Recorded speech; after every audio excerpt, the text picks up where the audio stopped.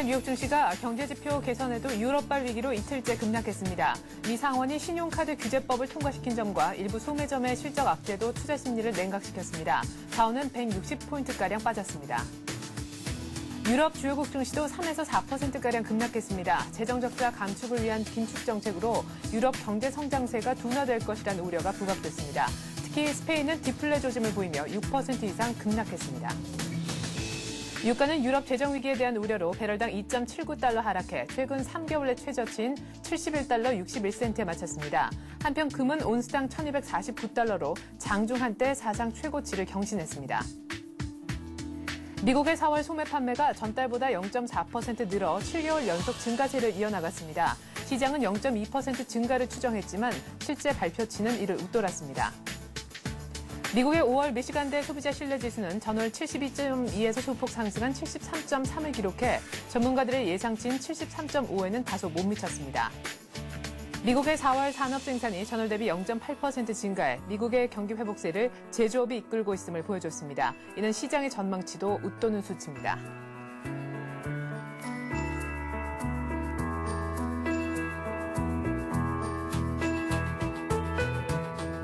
안녕하십니까. 굿모닝 센증시의 최리나입니다. 주말을 보내면서 뉴욕 증시가 이틀째 또 급락했습니다. 다우가 160포인트가량 빠졌는데요. 이에 앞서서 유럽 증시가 3에서 4% 급락한 것을 뉴욕 증시도 그대로 그 분위기를 이어받은 결과인 것 같습니다. 유로화 급락이 계속해서 이어지고 있는데요. 1.23달러대까지 유로가 달러대 비해서 이 정도 가치까지 지금 급락을 하고 있습니다. 무엇보다 유럽의 재정 위기가 이젠 유로화 급락으로 또한 디플레 우려까지 키우고 있는데요. 스페인의 4월 핵심 물가 지수가 1986년 이래 처음으로 마이너스로 돌아섰다는 사실에 유럽도 뉴욕 증시도 모두 급락했던 주말이었습니다.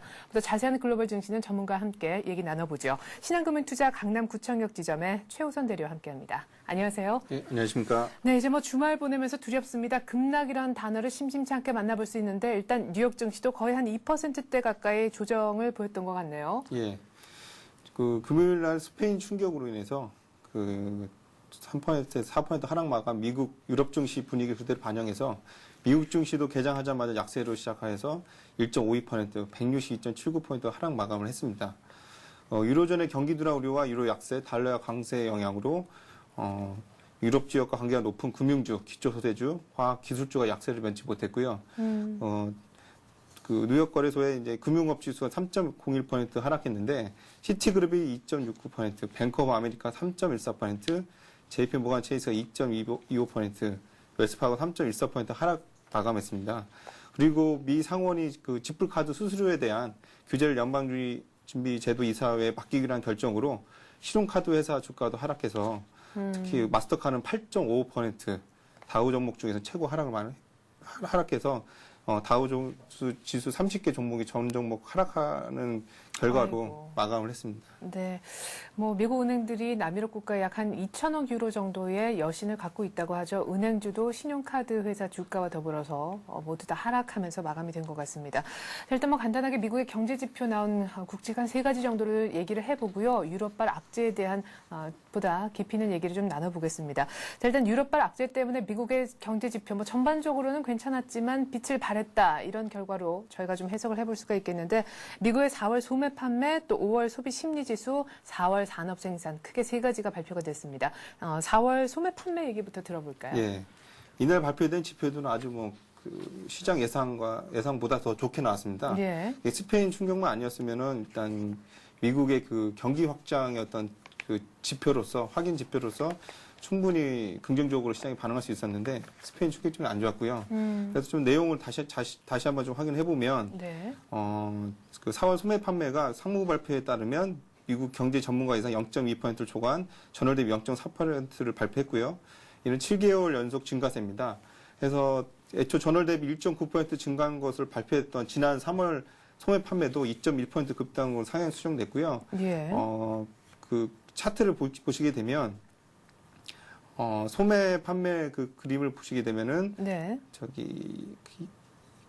이얼리 그러니까 연 지수 상승률과 월 단위로 상승률이 있는데 네. 추세는 상승 추세가 강하게 올라가고 있다는 걸 볼 수가 있습니다. 네, 빨간 그래프, 선 그래프를 말씀하시는 거죠? 그렇죠. 예. 그래서 이는 뭐 다음 달도 계속 확인할 지표인데 현재까지 아주 훌륭하고요. 네. 그다음에 산업 생산도 예상치 0.6% 증가한 전월 대비 0.8% 발표돼서 경기 회복세를 확인하는 지표로 확인할 수 있었고 설비 가동률 또한 전월보다 0.5% 증가한 73.7로 2008년 11월 이후 최고를 기록했습니다. 네, 역시 미국의 경기 회복세는 제조업이 끌고 있다 이렇게 알 수 있었던 지표가 또 아니었나 싶은데 산업 생산도 추이를 한번 그래프를 통해서 확인을 해볼까요? 예, 그 산업 생산을 보시게 되면은 저점이 아주 저점의 폭이 아주 깊었는데요. 네. 그 후에 급반등하는 걸 보시게 되면 거의 V자 반등으로 올라간다는 걸 보실 수 있고, 결론적으로 말씀드렸지만 미국의 경기 회복세는 산업 생산, 그러니까 제조업이 회복세를 가지면서 올라갈 수 회복이 된다는 것을 보여주는 지표라고 볼 수 있습니다. 네, 4월 소매 판매 그리고 미국의 4월 산업 생산 모두 시장의 예상치를 웃돌았다라는 결과 저희가 확인을 해봤고 나머지 하나 지표가 더 있죠. 5월 미시간대 소비자 신뢰지수 뭐 예상치보다 조금 낮았다고는 하지만 개선세를 보였다면서요. 예, 일단 소비자 신뢰지수의 이제 그 추세가 중요한데요. 지표보다는 일단 기대치는 73.8%보다 못 미쳤으나 전월 72.2에서 73.3으로 상승해서 일단 소비 심리 지표도 일단 개선세를 보이고 있다. 그래서 앞에 지수보다는 강하게 올라가지 않지만 소비 심리라는 게 후행적으로 나오기 때문에 일단 종합해 보면 미국 경제는 제조업이 경기 회복세를 이끌면서 고용이 늘어나고 실업률이 좀 줄어들면서 소비 심리가 호전되고 지표들은 경기 확장에 대한 일단 긍정적인 시그널을 보내고 있다. 좀 해석할 수 있고 네. 일단 정부 정책과 연관해 좀 보게 되면 일단 재정 정책으로 인한 경기 부양 효과와 약달러로 인한 수출 경쟁력이 증대되어서 제조업 경기가 좀 좋아졌다고 보시면 될 것 같고요. 네. 근데 문제는 이제 그리스 문제 해결 과정에서 유럽 기축과 전일 스페인 디플레이션 우려가 미국의 경기 확장 추세를 지속되지 못할 거라는 우려감이 다우 지수의 이제 변동성을 높이고 있는데 네. 전일 시카고 옵션 거래소 S&P 500 변동성 VIX 지수라고 공포 지수라고 하는데요. 네. 이날 최고치인 40까지 치솟기도 했다고 합니다. 그래서 저모주의 그 변동성은 지표로는 일단은 긍정적인 시그널을 보내고 있으나 이런 문제 때문에 일단 지수 자체는 좀 변동성이 높아졌다. 그렇죠. 이렇게 해석하시면 될 것 같습니다. 네. 유로화가 뭐 1.23달러까지 추락을 하면서 미국을 중심으로 봤을 때는 대유럽 수출 경쟁력을 크게 훼손될 우려가 있기 때문에 미국의 지표는 계속해서 좋은 것으로 확인이 되고 있지만 향후 미국 기업들의 실적에는 조금 어두운 그림자가 지금 드리워져 있는 그런 상황에 놓여져 있는 것 같습니다. 일단 유럽발 후폭풍 때문에 지수는 또한 뉴욕 중심으로 급락했다라는 것을 저희가 앞서서 말씀을 드렸는데 이제 문제 진앙지 유럽 얘기를 좀 해보겠습니다. 스페인 얘기가 또다시 나오는데 뭐 주요국 증시도 3에서 4% 급락했지만 스페인 증시는 또 6% 급락했다면서요. 예. 그래서 스페인의 디플레 조짐, 그러니까 핵심 물가지수 하락했는데요. 이 점이 왜 이렇게 심각하게 받아들였냐면 네. 예상을 못했습니다 일단. 근데 그 전에 뭐 재정 긴축안도 내놓고 그래서 스페인 문제가 조금 해결되는가 싶었는데요. 예, 그래서 일단 남유럽 국가의 경제 성장률이 일단 2% 이상 될 거라고 일단 긍정적으로 보고 있었기 때문에 네. 핵심 물가가 하락한다는 거는 예상치 못해서 일단 충격이 컸고요. 네. 이것은 또 스페인 같은 경우에는 1986년 이래 처음이라고 합니다. 그래서 이런 문제가 이제 선진국까지 전염되지 않나 해서 영국, 프랑스, 독일 지수가 동시 좀 하락을 했고요. 네. 근데 그런 문제는 이제 유럽연합 전체적인 성장 둔화의 우려를 높였습니다.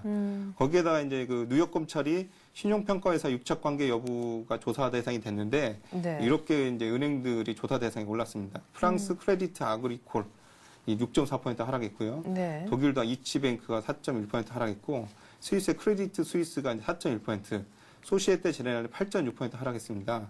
그리고 UBS가 4.7% 하락해서 일단 긴축 문제, 그다음에 금융주의 에 대한 뉴욕 검찰 조사 문제 때문에 일단 낙폭을 좀 확대해서 유럽 시장 좀 하락해서 끝났습니다. 네.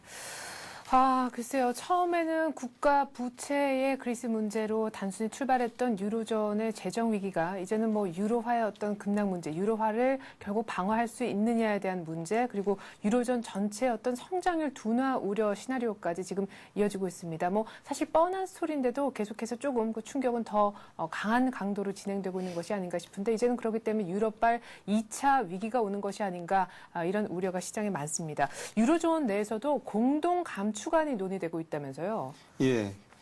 일단 그 7,500억 구제금융의 이제 핵심을 좀 봐야 되는데요. 네. 얘기가 계속 나와서 이제 별거 아니라고 봤는데 예상보다 시장이 많이 빠졌고요. 예. 그러다가 회복을 했다가 다시 빠진 이유가 뭐냐면 네. 일단 그리스 위기를 막기 위해서 7,500억 구제금융이 지원이 됐는데 이게 이제 남유럽 국가에 전이가 되고 남유럽 국가에 돼서 선진국, 그러니까 유럽 내 선진국들, 독일이나 프랑스나 영국의 은행들의 전임이 돼서 유로존 자체가 붕괴된다. 네. 그러니까 확실하게 이제 지표를 움직이는 거는 유로화가 이제 급락을 하는 건데요. 네. 그것에 그런 문제점을 해결하겠다고 해서 급하게 이제 7,500억 구제금융의 지원안이 나왔는데, 네.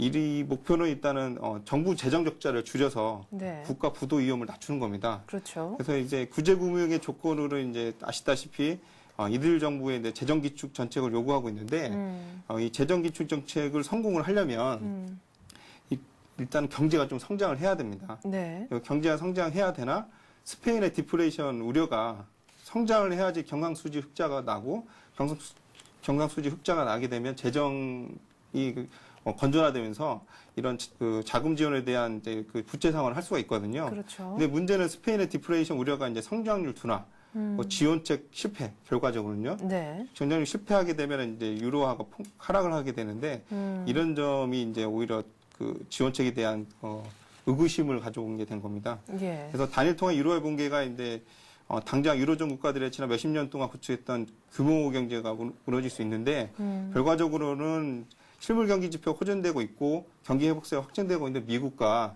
그다음에 세계 제조업 공장 역할을 하고 있는 중국의 성장 둔화를 야기하고 있어서 거기까지. 예. 그렇죠. 해서 전 세계 증시가 같이 반응하는 이유가 그 공동의 이기에 대응을 했지만 그게 결과적으로 안 좋을 수 있다는 내용 때문에 일단 네. 다우지수가 좀 하락을 했습니다. 예.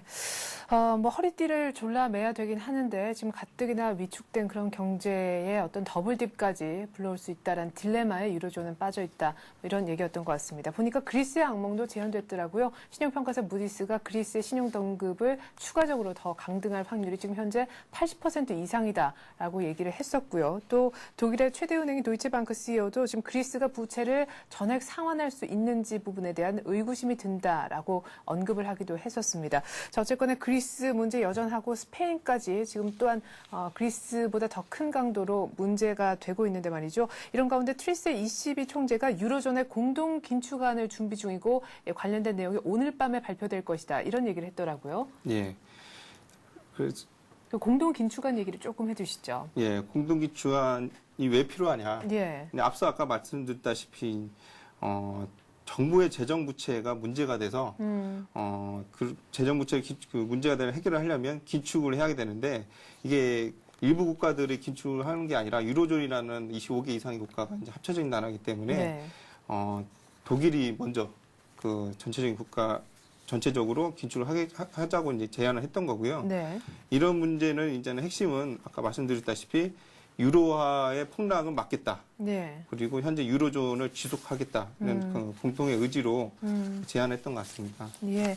자, 이제 유럽의 국가 부채 위기가요, 유로화 급락 문제로 완전히 바뀌고 있는 것 같습니다. 일단 사실은 크게 두 가지 의미죠. 이렇게 재정 진축을 하게 되면 유럽의 성장세가 둔화될 것이다라는 문제 하나하고 또한 맞물려서 유로화가 급락한다라는 문제인데 지금 유로화가요, 1.23달러면 사실 심리적 지지선이라고 믿었던 것이 1.30달러 정도였다가 이것이 계속 내려오다가 1.23달러까지 밀린 것 같습니다. 지금 이 정도 수준은 리먼 브라더스 파산 이후 거의 뭐 최저치에 해당한다고 하는데 그러면 리먼 브라더스 파산과 맞물려서 문제가 됐었던 미국의 서브프라임 모기지 때하고 이번 그 남유럽 위기하고 비교를 굳이 한다면 어느 정도입니까?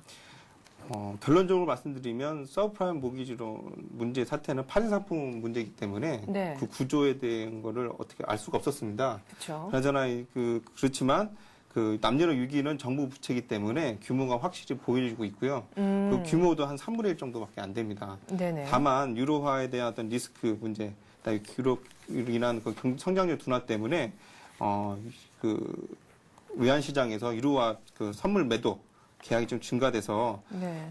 그런 불안 심리는 좀 높게 된 거고요. 결론적으로 얘기하면은 일단 우려가 있는 건 사실이나 IMF가 적극적으로 대응하고 있기 때문에 네. 불안 심리는 지속되나 단기적으로는 문제가 최악으로 가는 건 좀 희박하다 이렇게 보셔도 될 것 같습니다. 네, 그러면 서브프라임 모기지보다도 규모도 한 3분의 1 수준밖에 안 되는 데다가 문제가 되는 어떤 그 나라 빚의 규모가 서브프라임 모기지 때보다 훨씬 명확하다는 것은 오히려 장점으로 볼 수도 있겠다 이런 얘기셨던 것 같습니다. 그 얘기는 곧 서브프라임만큼 사태가 커지진 않을 것이다 이런 얘기신 것도 같은데요. 자, 상품 시장 쪽도 곧바로 반응을 했습니다. 지금 유가가 거의 급락을 하면서 배럴당 70달러 선까지 근처까지도 올 수 있을 그런 분위기를 연출을 해주고 있는데 금값은 약간 조정을 보였지만 그래도 장중엔 사상 최고치까지 경신했다고 합니다. 상품 시장 마감 얘기도 들려주시죠. 예, 이제 금값이 이제 급등했다 이제 빠진 이유는 일단 급등 이유는 유로화 약세로 인한 달러 강세. 네. 그리고 전체적으로 보게 되면 달러도 많이 풀었지 않습니까? 그렇죠. 그래 의해서 이제 안전자산이 골드로 올렸던 거고요. 네. 그렇기 때문에 이제 유가도 경기 둔화에 의한 우려 때문에 3.98% 빠져서 73.64로 마감을 했습니다. 네. 자, 이제 궁금한 것은 뭐 간단하게나마 우리 장의 오늘 흐름이 아닐까 싶은데요. 주말엔 뉴스 열어보면은 유럽도 급락, 미국도 급락, 우리는 오늘 어떻게? 라는 부분에 대한 관심이 다들 쏠릴 것 같습니다. 그나마 금요일장에서 우리는 장중의 어떤 흐름을 보면은 전약 후강의 모습을 좀 보여주긴 했었는데요. 이거 뭐 유럽발 위기 다시금 불거지니까 오늘 우리 장도 잘 버텨줄 수 있을지 모르겠습니다. 어떻게 전망하시는지 간단하게나마 들어볼까요? 예. 일단 한 주간 있었던 내용은 유로와 그 유로존 내 향후 그 유로화의 하락세와 안전자산 선호도가 별반 달라지지 않았다는 얘기인데 근본적으로 남유럽 국가들의 재정 위기가 해결되려면 글로벌 경제 회복이 최우선적으로 필요합니다. 그런데 이제 시장의 분위기가 그 IT 편역, 아이패드나 이북, 스마트폰과 그린에너지 산업으로 보여주고 있는 한국 기업들의 체질이 아주 훌륭한데요. 네. 외국인의 입장에서 보면 일단 리스크가 있는 유로화나 가치가 약세로 이제 전망하고 있는 달러화를 비교했을 때 네. 한국 시장이 아주 매력적으로 보인다는 것이죠. 그래서 한국의 밸류에이션을 보면 12개월 예상 9.4배, PER이 9.4배이기 때문에 한국 시장이 이제 금요일 날 플러스 마감했는데요. 그 즉각적으로 이렇게 미국과 달리 유럽 문제에 대한 한국 시장은 반응하는 거에 대한 공포감을 좀 자제하시는 게 낫지 않을까 이런 생각을 하고 있습니다. 그래요. 뭐 일단 뭐 한국 시장의 저평가 메리트가 여전히 있을 뿐만 아니라 지금 IT, 뭐 자동차 부품 해서 이쪽 섹터에 대한 실적도 굉장히 견조하다 이런 전망도 나오고 있죠. 때문에 유럽발 위기가 아주 뭐 새로운 것도 아니기 때문에 그렇게 크게 뉴욕과 또한 유럽 시장처럼 급락하는 장세가 오늘 연출될 것 같지는 않다. 이런 얘기셨던 것 같습니다. 자, 그러면 다시금 시각을 이제 뉴욕과 유럽 쪽으로 돌려서요. 오늘 밤 그리고 이번 주에 있을 지표와 또한 기업들의 실적 발표 스케줄들을 조금 정리해 보도록 하겠습니다. 간밤에 지표가 좋았지만은 유럽의 그 위기 때문에 조금 주춤한 측면이 있긴 했었는데 역시나 지표는 중요하잖아요. 예. 일단 핵심을 좀 보시게 되면 17일 날 월요일 발표되는 5월 주택 건설 업체 주택 경기 체감 지수도 전기 19보다는 높은 20을 예상이 되고 18일 화요일에 발표되는 4월 주택 착공 건수가 전월 대비 3.8% 증가될 것으로 보이고 있습니다. 그리고 17일 월요일, 20일 목요일에 발표되는 뉴욕 제조업 지수와 필라델피아 대조업 지수도 일단 좋게 예상이 돼서 미국의 제조업 경기 확장 국면을 보여줄 예상입니다. 예. 그리고 기업 실적을 좀 말씀드리면 이번 주는 소매업종들 발표가 많이 되는데요. 특히 이제 주목해야 할 거는 월마트, 그다음에 건축자재 소매점 홈디포, 그다음에 그 회원제 할인점인 홀세일 문구점 체인점인 스테이플스 지표를 좀 확인해봐야 되는데 네. 일단 미국 경제가 이제 70%가 소비가 차지하고 있어서 이들 소매점이 일단 예상치는 좋게 보이고 있는데 결과적으로 좋게 나오게 되면 일단 미국 경기는 일단은 그 소비 심리가 회복되는 게 실제 기업 실적으로 이어지고 있다는 것으로 이해하셔도 될 것 같습니다. 네, 소매업체들의 긍정적인 실적 전망에 기대를 좀 걸어보겠습니다. 다우지수가 장 열린 최근 14거래일 동안 한 11거래일 정도는 모두 다 세 자릿수의 하락률을 기록할 정도로 그렇게 변동폭이 굉장히 컸다라고 하는데요. 일단 이번 주도 역시 뭐 기업들의 실적 그리고 지표 중요하겠지만 유럽 위기가 어떻게 전개되는가가 사실 가장 큰 관건이 될 것 같습니다. 이렇게 해서 오늘 글로벌 증시는요, 신한금융투자 강남구청역 지점 최호선 대리와 함께했습니다. 말씀 잘 들었습니다. 감사합니다.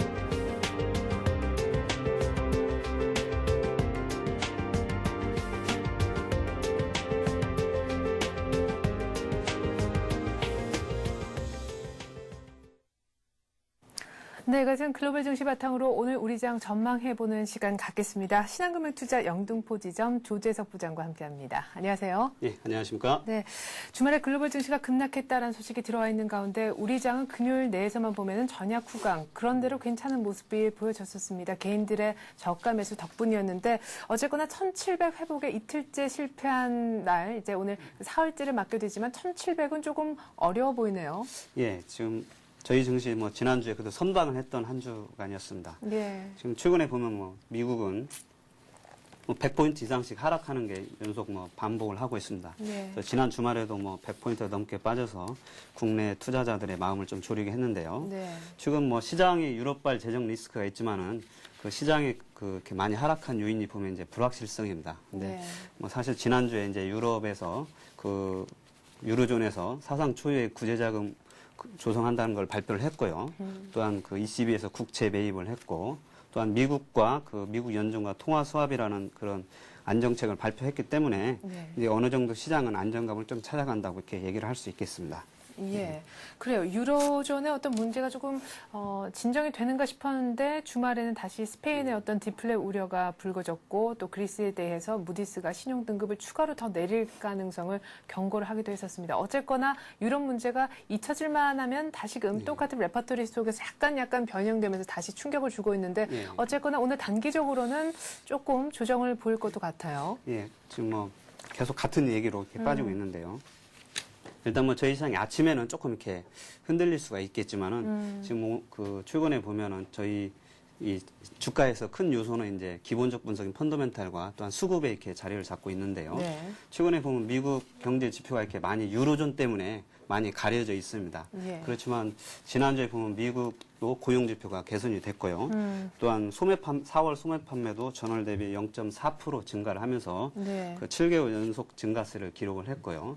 또한 산업 생산도 0.8% 증가해서 3개월 내 최대폭으로 증가를 했습니다. 네. 특히 미국 경제에서 약 한 17% 정도를 차지하는 제조업이 네. 1% 정도, 전월 대비 1% 정도 상승을 하면서 2개월 연속 증가세를 기록을 했고요. 네. 또한 저희 우리 한국 경제도 지금 그 산업 생산이 9개월 연속 증가세이고 특히 1분기 수출액은 전년 대비 36%나 증가를 했습니다. 예.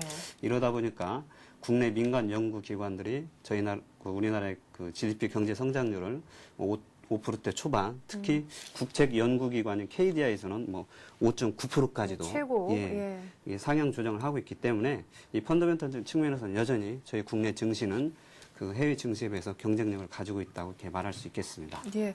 자, 그러면 오늘 유럽발 위기가 있긴 하지만 기본적인 어떤 펀더멘털 그리고 수급을 좀 생각을 해볼 때 여전히 그렇게 급하게 많이 빠지진 않을 것 같다라는 얘기신데요. 그러면은 어느 정도에서 지지가 될까요? 최근에는 개인들의 풍부한 그 자금력 예. 때문에 시장이 어느 그렇죠. 정도 하방이 좀 담보가 되고 있다 이런 얘기가 있어요. 지금 외국인들은 뭐 지난주에 한 2조가 넘게 매도를 좀 했고요. 그다음에 기관들은 관망세를 좀 보이고 있고요. 네. 네, 이제 개인들이 지금 5월 들어서 2조 한 3천억 정도 맞아요. 매수를 하고 예. 있습니다.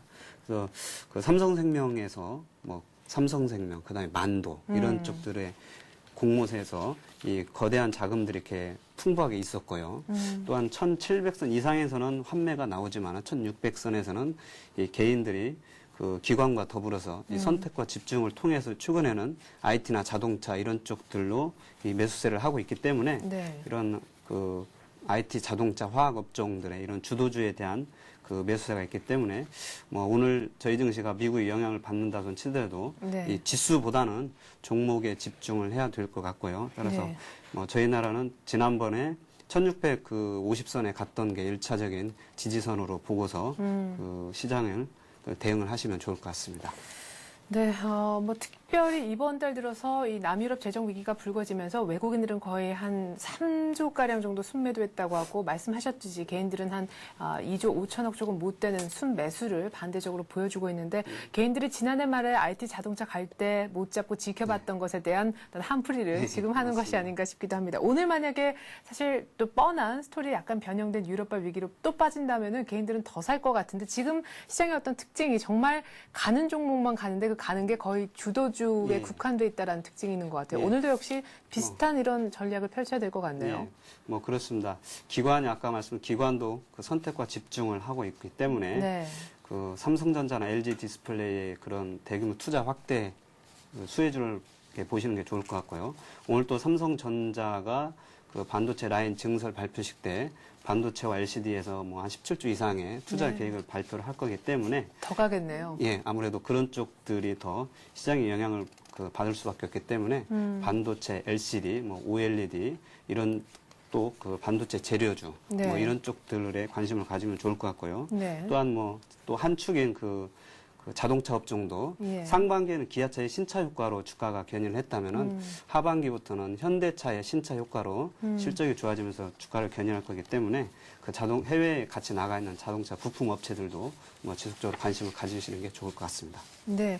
자, 그러면 정리를 해보면 코스피 내에서도 역시나 주도주인 IT 자동차, 지수와 상관없이 이 종목들, 이 업종들을 간다라는 말씀이시고, 코스닥에서는 또 개인들도 개인들이지만 또 기관들도 적극적으로 매수를 코스닥 쪽에서는 해주고 있죠. 삼성의 대규모 투자도 있고, 또 자동차 만도 상장 관련해서는 부품주들도 함께 가니까 역시 코스닥에서도 IT 자동차 부품주다 이런 말씀이신데, 이 섹터에 대한 얘기를 좀 차치하고요. 2분기 실적이 기대되는 그런 종목을 좀 별개로 봐도 이것까지도 괜찮겠습니까? 예, 맞습니다. 일단은 뭐 최근에 보면 그 실적이 개선이 되는 종목으로, 그러니까 네. 같은 반도체 LCD도 최근에 보면 주가가 빠지는 종목은 또 빠집니다. 반도체 네, 뭐 LCD 종목 중에서도요. 그다음에 이제 뭐 OLED 같은 경우에서도 지금 덕산 하이메탈이나 뭐 SNU 같은 SFA 종목 이런 종목들은 네. 지속적으로 오르는데 이제 다른 OLED 종목들은 또 이렇게 뭐 제가 구체적으로 언급하기는 좀 네. 그 가지고 계신 분들 때문에 좀 그렇지만 네. 그런 종목들은 빠지고 있습니다. 그래서 같은 업종 내에서도 실적 개선이 그 담보가 되면서 예. 이제 기관이나 외국인들 특히 기관들이 수익률 게임에 많이 동참을 하기 때문에 네. 기관들의 매수세가 유입이 되는 종목으로 좀 매수를 하시면 좋을 것 같습니다. 그래서 그 거래하시는 증권사의 사이트에서 종목별 그 기관이나 외국인 매매 동향을 체크하시면서 좀 매수를 하시는 게 좋을 것 같습니다. 네. 자, 그럼 대충 시장의 지도에서요, 어떤 종목들이 갈는지에 대한 감은 이미 많이들 잡으셨으리라 생각이 됩니다. 하지만, 이렇게 이제 방향을 어느 정도 좀 잡아서 범위를 좁혀놨다 할지라도 그래도 아직까지 종목이 많고요. 삼성이 투자한 관련 수혜를 받을 수 있는 종목만 언급해도 엄청난 숫자인데 여기에 뭐 자동차, 대형주까지 만약에 끼어들게 되면 그 종목 숫자들은 엄청나게 불어날 것 같습니다. 그렇다면 이 많은 후보들 중에서 과연 어떤 종목을 택할 것인가? 어떻게 보면 오늘이 또 기회가 될 수도 있겠는데 한 종목 얘기만 좀 들어보도록 하겠습니다. 지난주에는 테크노세미캠 얘기를 해주셨잖아요. 예, 테크노세미캠은 이제 재료업체로서 뭐 지속적으로 관심을 가지셔도 좋을 것 같고요. 네. 그다음에 오늘 이렇게 말씀드릴 종목은 이제 거래소의 종목입니다. 뭐 코롱 인더스트리라는 종목인데요. 네. 이 종목은 사실 이제 그 작년까지는 코오롱으로 이렇게 불렸었습니다. 근데 작년 말에 이제 코오롱이 지주이사 체제로 출범을 하면서 코오롱이라는 지주이사하고 그다음에 사업회사인 코오롱 인더스트리 이렇게 분할을 했습니다. 네. 그래서 산업 소재, 화학, 그다음에 필름, 패션 등 이렇게 사업을 이루고 있는데요. 네. 과거 코오롱은 이제 다른 그룹주에 비해서 성장성이 부족하고 차입금도 많고 그다음에 그룹 리스크 때문에 주가가 네. 이렇게 많이 오르지를 못했는데요. 이제 지주이사로 전환하면서 그 부실과 그 부채는 코오롱으로 이렇게 전이가 되고 그다음에 최근에 이제 각광을 받고 있는 신소재인 아라미드라든지 네. 그다음에 LCD용 광학 필름 이런 쪽들은 이 코오롱 인더로 이렇게 몰아주면서 예. 이 주가가 재평가를 받고 있고요. 최근에 보면 그 아까 말씀드린 아라미드는 그 강철보다도 한 5배 정도 탄성이 강한 거기 때문에 네. 뭐 우주복이라든지 방탄복 그다음에 자동차의 경량화에 이렇게 쓰이는 건데 네. 요즘 자동차 산업 좋지 않습니까? 예. 그래서 영업이익이 이렇게 증가하고 있고요. 또한 LCD용 그 광학 필름도 지금 LCD 수요가 늘어나면서 네. 증가를 하고 있고 또 최근에 이제 신소재 개발로서 그 반도체 재료주인 그 3D와 그다음에 그 금요일 날 나왔던 그 그래핀과 같은 플렉스블 디스플레이 들어가는 네. 그런 플라스틱 기판을 하반기에는 그 매출을 일으키려고 이렇게 목표를 하고 있기 때문에 올해는 더욱 한 단계 주가가 레벨업 되는 그런 계기가 되리라고 전망을 하고 있습니다. 네, 실적이 조금 더 좋아질 것이다. 영업이익도 대폭 늘 것이다라고 했는데 최근 주가 흐름도 궁금하고요. 예. 수급은 어떤지요? 최근에 보면 한 달간 외국인들이 한 50만 주 정도 오. 계속 사고 있고요. 예. 그다음에 기관들도 한 15만 주 정도 이렇게 매수를 하면서 주가를 견인을 하고 있습니다. 예. 금요일 날 거의 상한가까지 갔다가 이렇게 좀 밀렸는데요. 차트를 보면서 말씀드리면은 네. 예, 지금 상장 재상장 이래 최고가를 기록을 하고 있습니다. 그래서 지난번에 한 5만 원이 고가였었는데 지금 5만 5,500원이기 때문에 이미 신고가를 월봉상 기록을 하고 있고요. 네. 그다음에 아까 수급 상태도 양호하고 그다음에 그런 그 LCD 분야의 그 성장세 때문에 일단은 뭐 주가가 오늘 약간 아침에 좀 그 조정을 받으면 한 5만 4,500원, 5만 5천 원 정도에 매수를 하시고요. 네. 그다음에 이제 목표가는 올해 그 매출이 한 2조 8천억 했다가 영업이익이 한 2,300억 정도 지금 예상이 되면서 네. 주당 순이익이 한 7,300원 정도 나오기 때문에 네.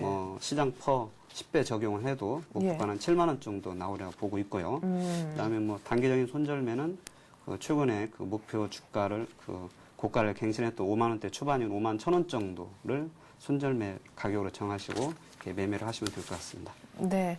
자, 코오롱 인더스트리 얘기를 쭉 들어보니까 또 시장이 주목하고 있는 가는 종목인 실적주인 것 같고요. 사실 내용적인 측면은 IT와 자동차 부품주 쪽이 어떻게 보면 잘 오묘하게 조합되어 있는 그런 종목인 것 같습니다. 지난주 금요일 날 거의 가격 제한폭까지 올라갔다가 살짝 내려왔는데 오늘 조정받으면 사보는 전략 어떨까 싶습니다. 코오롱 인더스트리 얘기 들어봤습니다. 신한금융투자 영등포지점 조재석 부장이었습니다. 부장님 고맙습니다. 네, 감사합니다.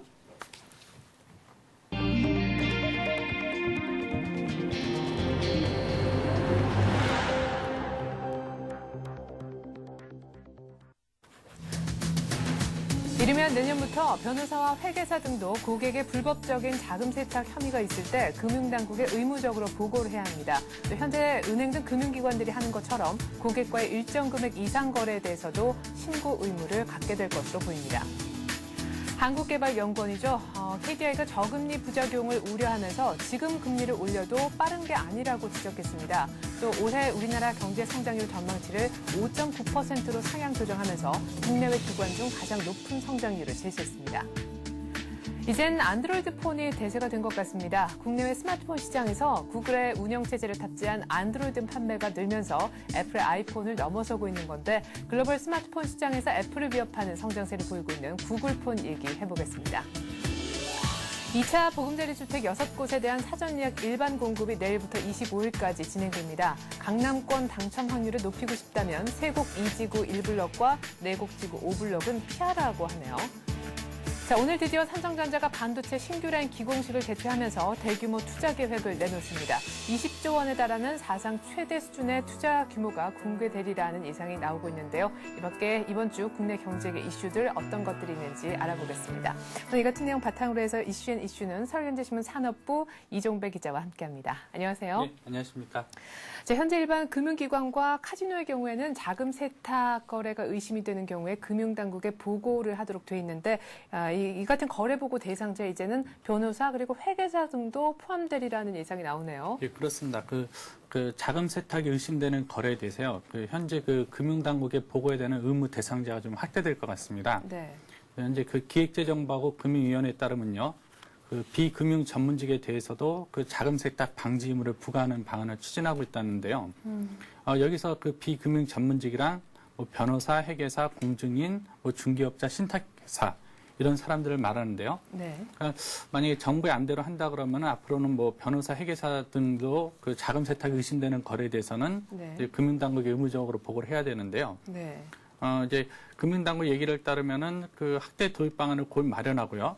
올해 안에 이제 관련법을 개정해서 내년부터 단계적으로 시행한다. 네. 좀 이런 보관을 갖고 있는 것 같습니다. 예. 현재 특정거래 금융거래 보고라 해서요. 특정 금융거래 보고라고 해가지고 여러 가지 운영을 하고 있는데요. 그래서 현재 일정 금액 이상이면은 그 내용을 이제 금융당국에 보고토록 돼 있거든요. 네. 현재 보고 대상자는 일반 금융기관하고 카지노 사업자로 한정이 돼 있고요. 보고 금액은 원화 1,000만 원 이상, 또 외국 한 5,000달러 이상이거든요. 사실 많은 것들이 보고가 되고 있고요. 네. 금융당국에서는 이 중에서 일부만 이제 수사를 하고 있는 상황입니다. 네. 정부는 이거를 연내까지 법을 개정해서요.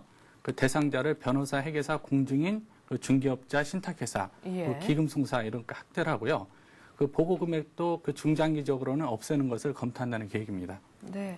자, 검은돈 거래가 비금융권에서 확산되는 것을 막기 위해서 변호사, 회계사 등까지도 자금 세탁 보고를 의무화하는 방안을 정부가 추진하고 있다. 이런 얘기를 좀 들어봤는데 그러면 해외 선진국에서도 이 같은 제도를 이미 도입하고 있습니까? 네, 그렇습니다. 사실 정부의 이번 조치는 지난번 저희가 자금 세탁 방지 기구라는 데 가입을 했거든요. 네.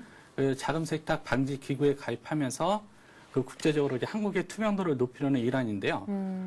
또 이면에는 고소득 전문직에 대한 탈세 방지라는 이중 효과도 노릴 수 있지 않습니까? 그렇죠. 여러 가지 포석이 있는데요. 하지만 대상자가 되는 비금융 전문직 반발이 예상되는데요. 정부가 연내 최종 방안을 마련한다고 했는데요. 상당한 진통도 예상되고 있습니다. 실제 해외 선진국 사례를 보면요. 네. 회계사와 기금상이 있지 않습니까? 네. 회계사와 기금상 등에는 대부분의 주요 선진국들이 자금 세탁 의무 방지 부과를 하고 있고요. 네. 문제는 이제 변호사인데요. 변호사의 경우 호주와 영국은 시행 중이지만요. 반대로 변호사의 천국인 미국과 캐나다는 변호사의 반대로 못하고 있는 시장이거든요. 네. 그래서 사실 우리나라도 자금 세탁 방지 의무 부과 대상을 확대를 추진하려고 있고요. 네. 아마도 거기에 가장 큰 걸림돌은 변호사가 되지 않을까 이렇게 보고 있습니다. 그렇군요. 네. 자, 그리고 한국개발연구원 KDI가 올해 우리나라 경제 성장률 전망치를 또 상향 조정했습니다. 지금 국내외 기관 통틀어서도 가장 높은 5.9% 정도를 지금 예상했다고 하는데 이뿐만이 아니라 금리를 시급히 올려야 한다라는 시그널을 보낸 것으로 알고 있는데 그 금리의 폭까지도 언급을 했다고 합니다. 한 3%대 정도가 바람직하다 이런 의견을 내놓았다면서요? 네, 그렇습니다. 한국개발연구원이 16일 이제 수정 경제전망 보고서를 내놨는데요. 네. 한마디로 골자는 한국 경제가 성장 국면에 접어들었다. 금리 올려야 된다. 그렇죠. 네. 그런 이제 강한 자신감을 피력했다고 볼 수 있을 것 같은데요. 이렇다 보니까 금리에 관한 문구가 좀 눈에 띄었습니다. 금리 인상에 대해서 KDI는 저금리 등의 부작용을 우려하며 지금 금리를 올려도 빠른 게 아니다 이렇게 지적을 했고요. 예. 덧붙여 이제 금리 자체는 시장 충격이 크지 않다. 하나의 시그널에 불과하다 이런 평가를 내렸고요. 네. 또 금리 인상을 실기하게 되면은 더 많이 조정을 해야 한다. 이렇게 해서 사실 이제 조기 인상을 시상했습니다. 예. 얼마 전 한국은행도 기준금리를 동결하면서 곧 인상할 의사를 내비치지 않았습니까? 네, 당분간이란 문구를 예, 뺐죠. 뺐죠. 그래서 사실 이제 금리 인상이 힘을 얻는 것 같고요. 특히 KDI는 이제 금리 인상에 대해서 3%대가 바람직하다. 이런 수치까지 제시한 게 좀 눈길을 끌었습니다. 그게 이제 KDI 올해 경제 전망치를 보면요. 한국 경제가 상당한 성적을 올릴 것으로 전망을 했는데요. 네. 우선 경제 성장률의 경우 당초 5.5%를 전망을 했는데요. 이번 수정 전망에서는 5.9%로 0.4포인트 올리면서 사실상 6%대 성장을 전망을 했고요. 네. 민간 소비 성장률은 4.7%를 전망했는데요. 종전 이제 4.9%보다는 낮은 수치고요. 반면 이제 설비 투자는 종전 17.1%에서 17.6%로 좀 상향 조정을 했습니다. 그 경상수지는 수입이 늘면서 그 당초 전망치보다 작은 그 114억 달러 흑자를 기록할 것으로 전망했는데요. 네. 그 밖에도 뭐 소비자 물가는 3%대, 뭐 실업률은 3.7%로 전망을 했거든요. 네. 그 KDI 보고서를 요약해 보면은 한마디로 그 기업들의 설비 투자가 늘면서 예. 한국 경제 회복을 주도할 거다 이런 평가인데요. 예. 문제는 이제 그 한국 경제가 현재 그 당면한 리스크들이 많다는 게 문제인데요. 뭐 대표적으로 뭐 유로존 위기가 계속되고 있고요. 또 물가 불안 문제도 있고 또 중국 긴축 리스크 이런 요소들이 있지 않습니까? 네. 결국에 이런 요소들이 그 한국 경제가 얼마나 잘 헤쳐나가느냐가 6%대 성장의 관건이 될 것 같습니다. 그래요. 지금 뭐 한은에 이어서 KDI까지 조기 금리 인상론을 꺼내든 그런 상황인데 금리 인상이 어느 정도 시기에 이루어질 거라는 지금 예상이 그렇죠. 나오나요? 지금 이런 컨센서스를 보면요. 저 빠르면 6월 정도로도 예상을 하고 있는 시각이 많고요. 예. 늦어도 한 7월, 8월. 여름 안에. 예, 여름 안에 이렇게 올릴 거라는 시각이 많습니다. 왜냐하면 7, 8월 같은 휴가철인데다 또 9월부터는 이제 본격적인 상업 생산이 들어가니까요. 네. 그 충격을 최소화하기 위해서라도 뭐 6, 7, 8, 이 3개월 안에 올리지 않을까 이런 전망이 좀 우세합니다. 네, 지금이 5월이니까 한 두세 달 정도 그렇죠. 내에는 예, 금리가 올라갈 것이다. 이런 예상들이 나오는군요. 자, 다음은 좀 부드러운 산업계 소식을 좀 보도록 하겠습니다. 요즘 스마트폰 시장에서요, 구글과 애플의 싸움이 점점점 심화되고 있는데 대세는 안드로이드 폰이다. 이런 분위기가 굳어지는 것 같습니다. 미국 쪽에서 스마트폰 시장에서 뭐 안드로이드 폰이 애플의 그 아이폰을 눌렀다. 이런 얘기가 심심치 않게 들려요. 예, 그렇습니다. 아마도 그 미국 시장에서 그 구글의 안드로이드 폰이 그 애플의 그 아이폰을 사상 처음으로 제친 것은 이번이 처음이 아닐까 싶은데요. 뭐 아마 시청자 여러분들 잘 아시겠지만 그 애플은 그 운영 체계 등을 독점을 하고 있고요. 네. 그 구글의 안드로이드 폰은 이에 맞서서 그 이제 운영 체계를 공개하면서 이렇게 두 양사 간의 전쟁을 벌이고 있는데요. 미국의 그 시장 조사 업체인 MPT에 따르면요. 올해 그 1, 4분기 점유율을 조사했는데요. 네. 그 올해 1, 4분기에 그 새로 스마트폰을 산 사람 중 그 28%가 그러니까 구글의 안드로이드 폰을 택한 것으로 조사됐거든요. 네. 그래서 그 애플의 아이폰이 21%인데요. 그러니까 네. 사상 처음으로 그 스마트폰의 본고장인 미국에서 그 안드로이드 폰 대세론이 현실화되고 있다는 소식인데요. 예. 아마도 사실 그 이미 미국을 제한 글로벌 시장에서는 안드로이드 폰이 많이 팔리고 있지 않습니까? 네. 그럴 수밖에 없는 게 그 안드로이드 휴대폰 운영체계가 공개되면서요. 예. 현재 뭐 그 한국의 삼성전자, LG전자를 비롯해서 그 49개국에서 그 34개의 종류의 휴대폰이 판매가 되고 있으니까 네. 애플의 아이폰보다는 좀 많은데요. 또 일반 지금 현재 나오는 게 그 아이폰의 경우 그 너무 독점적으로 운영하면서 그 너무 독과점이 심하다 이런 비판이 나오고 있거든요. 그렇다 보니까 뭐 구글의 안드로이드 폰이 점차 힘을 얻고 있는데요. 또 한 가지 재밌는 게 지금 현재 스마트폰을 놓고 구글과 애플이 싸우고 있는데요. 네. 반대로 이제 스마트 TV 있지 않습니까? 네. 스마트 TV를 놓고도 애플이 이제 애플 TV를 개발하고 있고요. 구글도 그 6월 중으로 그 구글 TV 스마트 TV를 내놓을 예정이어서요. 그 구글과 애플의 전쟁이 이제 그 스마트폰에서 앞으로 이제 스마트 TV로 확대될 것 같습니다. 예, 그렇군요. 자, 다음은 부동산 소식입니다. 2차 보금자리 주택 특별 공급에 이어서요. 일반 공급이 오늘부터 본격화될 예정입니다. 25일까지라고요? 네, 그렇습니다. 그 서울 내곡지구하고요. 그 세곡 2지구, 또 경기도 그 남양주 진건지구, 또 구리 갈변지구, 그 부천 옥길, 시흥 인계 등 한 2차 보금자리 주택 6곳인데요. 예. 그 6곳에 대한 그 사전 예약 일반 공급이 그 18일부터 25일까지 진행됩니다.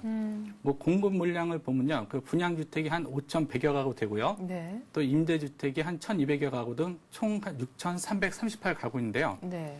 뭐 특히 이번에도 뭐 그 강남권에서 그 서울 내곡과 그 세곡 2주가 끼어서 좀 관심을 끌고 있는데요. 네. 뭐 청약 일정을 좀 간단히 좀 간추려 보면요. 네. 일단은 그 청약 저축 1순위로요. 그 무주택 세대주 5년 이상으로 그 800만 원 이상 납입한 분은 그 18일 날 청약을 하고요. 네. 또 60회 이상은 19일 날 청약이 되어 있습니다. 또 그 무주택 세대주 3년 이상으로 그 36회 이상은 5월 20일 날 청약하도록 되어 있고요. 네.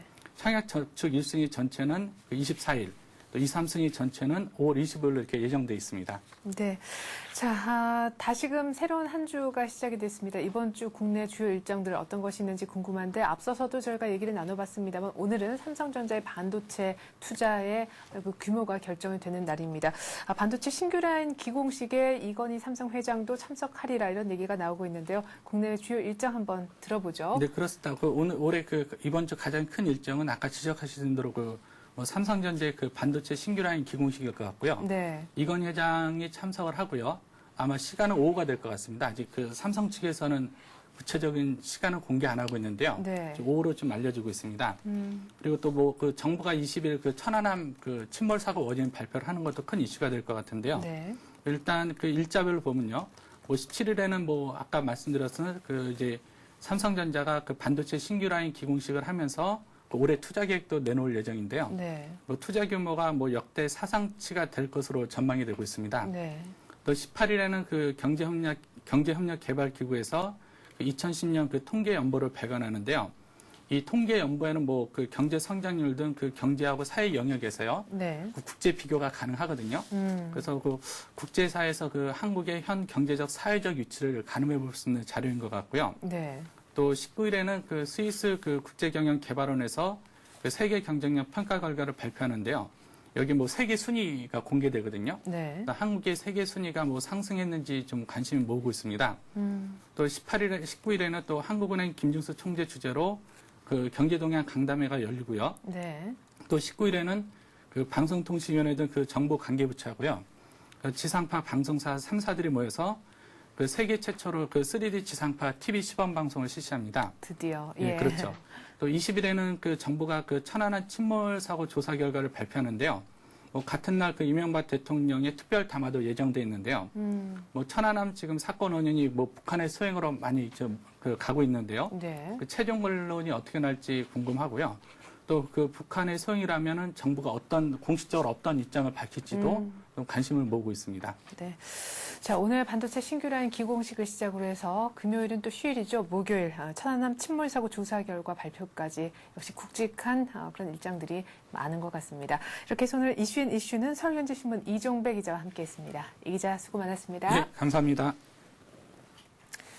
네, 주말 보내면서 뉴욕 증시, 유럽 증시 모두 다 급락했습니다. 유럽의 경우에는 주요국 증시가 3에서 4% 더 많이 빠졌고요. 뉴욕의 경우에도 다우가 160포인트가량 빠지면서 주요 지수가 한 2%대 내주고 말았습니다. 유럽발 후폭풍이 역시나 원인이었는데 이번에는 얼마 전에 재정 긴축안을 내놓았던 스페인 네티플레 우려가 고개를 들었습니다. 스페인의 핵심 물가지수, 그러니까 에너지와 식료품 부분을 제외하는 물가지수가요. 1986년 이후 처음으로 전년 동기 대비 하락세를 보였다는 것에 시장은 주목을 했습니다.